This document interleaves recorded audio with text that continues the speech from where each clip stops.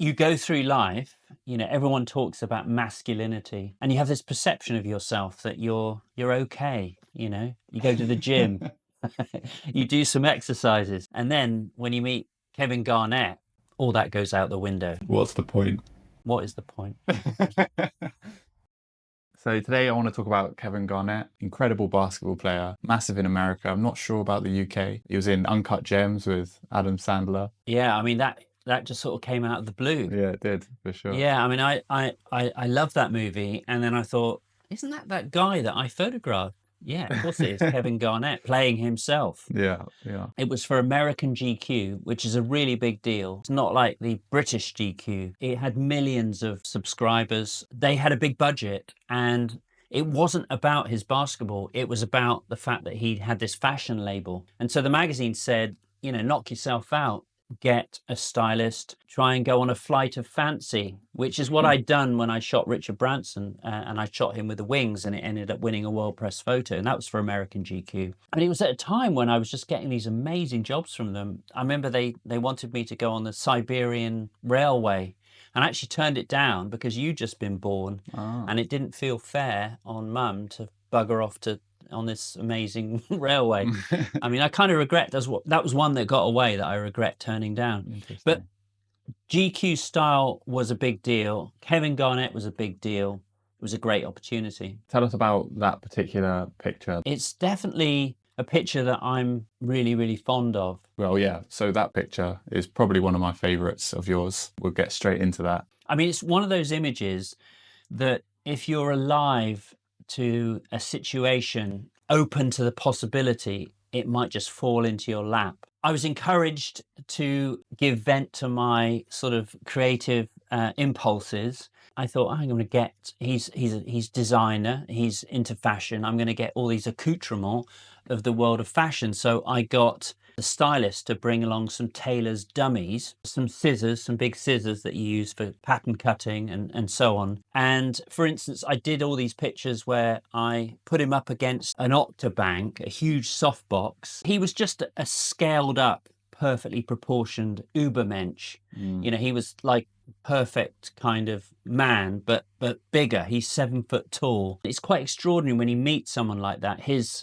His arms were the same sort of width as my thighs. And when he came into the studio, I remember the stylist, the makeup artist, and the hair person. I think he was bald, so he didn't really need a hair person. But the whole team, we just sort of started giggling, and we kind of instinctively knew who the alpha male in the room was. Swooning over it. Yeah, even though he was a young guy and he was sort of playful, he was like a big puppy. He was 25 at the time, I read. Yeah.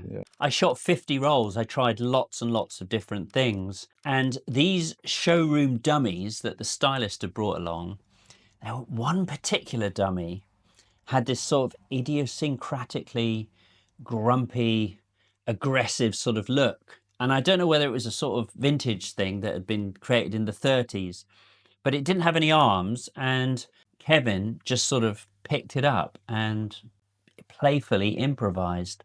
And it was one of those situations that are wonderful, kind of mean that you go home after the end of the shoot in the car with a big smile on your face, because it's something that you couldn't envisage in your wildest dreams. No art director could have come up with that shot, but you have to be alive to the possibility of something happening. Just a gift from the photography gods. I got lucky. Yeah, so break down the picture. Yeah, what do you like about it? So for a start, we were shooting in a studios called Red Earth Studios, and for some reason it had really good daylight. It had a sort of big skylight, and I think it was facing north, so the light was very even and predictable. Had a lovely quality to it.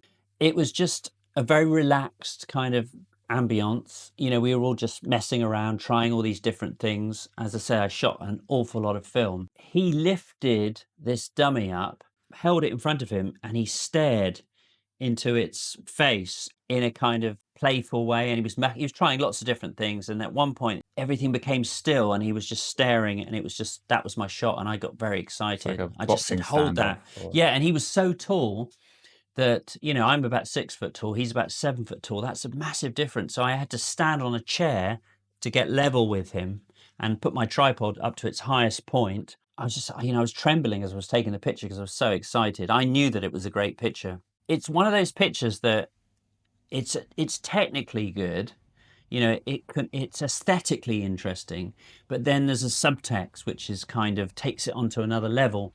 So there was a homoeroticism to it because you have these seemingly two men staring at each other. Intently in their eyes. Yeah. Absolutely. And then there's a racial element to it as well, because you have the embodiment of the perfect sort of idea of masculinity, a 7 foot tall sportsman at the peak of his physical fitness, who's black, and then you have a white sort of dummy that has no arms, is angry and sort of Powerless. and powerless. I mean, it raises a lot of questions. It's an interesting image, and it's sort of, there's a lot of visual metaphor going on. Mm-hmm.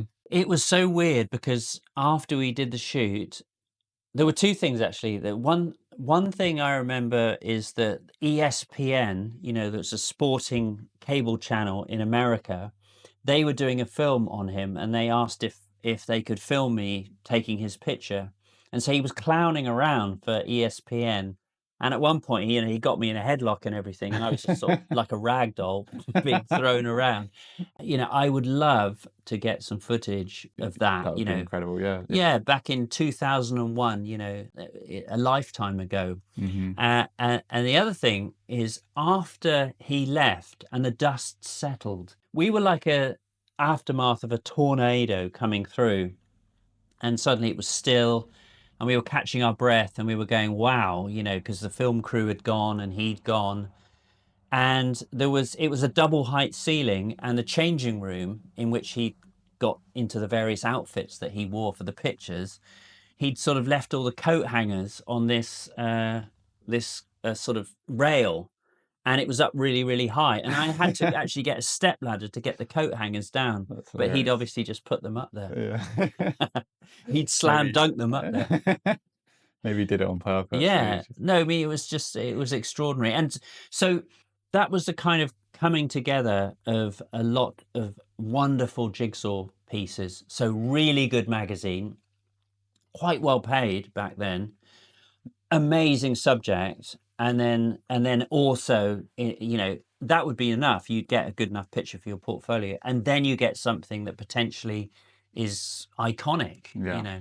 Brilliant. So yeah, a couple quick fires. So do you remember the camera? The camera was my Fuji 6.7 rangefinder Okay. camera, which shot a medium format camera. Remember the film?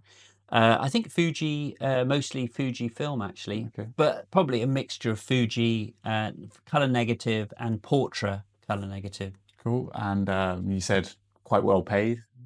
Yeah, I mean, couple of £1,000, which is a lot of money for Especially an editorial. 2001.